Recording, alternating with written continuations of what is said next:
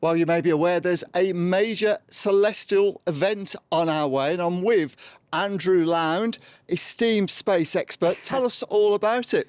Yeah, well, what we've got is in the UK, we've got a brilliant partial solar eclipse. There is a total solar eclipse, but you can only see that if you're in the west of Iceland or in northern Portugal and northern Spain. And it runs through across Spain to a certain degree, but you'll see totality there. But you won't in England or in Scotland or Wales or Ireland. You'll see a partial eclipse, where it's a very big partial eclipse. It can be up to 90, over 95% if you're down in Plymouth.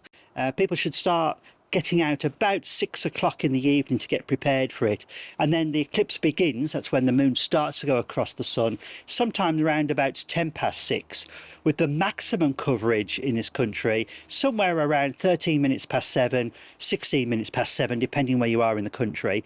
And then the moon will slowly cross over and it'll be all over by about 8:10 in the evening. Are there any safety tips people need to do to look at this eclipse? There's a lot of safety tips you have to do. The principle is never, never, never, never look directly at the sun with your naked eye. It's extremely dangerous, especially during this eclipse. There's no opportunity to look directly at the eclipse in this because it's not a total eclipse, so the sun will still damage your eyes permanently. So what's the safest thing for the public to do is what's called projection. You can project the image through a telescope, and you use once you project your image, you project it onto a piece of white card, or in this case foam, and that would be safe to do. You can project it through binoculars onto it as well. We recommend you cover one side of the binoculars over to make it very safe. That's a good safe method to do it. Another way, you can use a colander.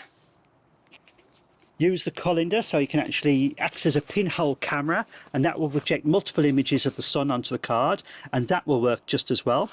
The sun's angle, which is going to be relatively low in the west, so you might have a difficulty with the next one, but there is a bucket of water. Once the water surface is nice and steady, you can actually get a good image of the sun in that and use that. Or you can use these, very dark. Now, the modern ones are very good. They're ultraviolet and infrared protected for the eyes, so they're very good. You get a bit of a green image, but they work.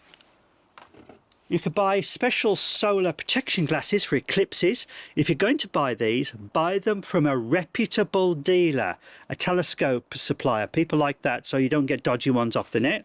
And you put those on and you can look nice and clearly and safely at the sun. Not for huge amounts of time. Always remember to look away again, and that's the key to do that. But the trick is to be very, very safe.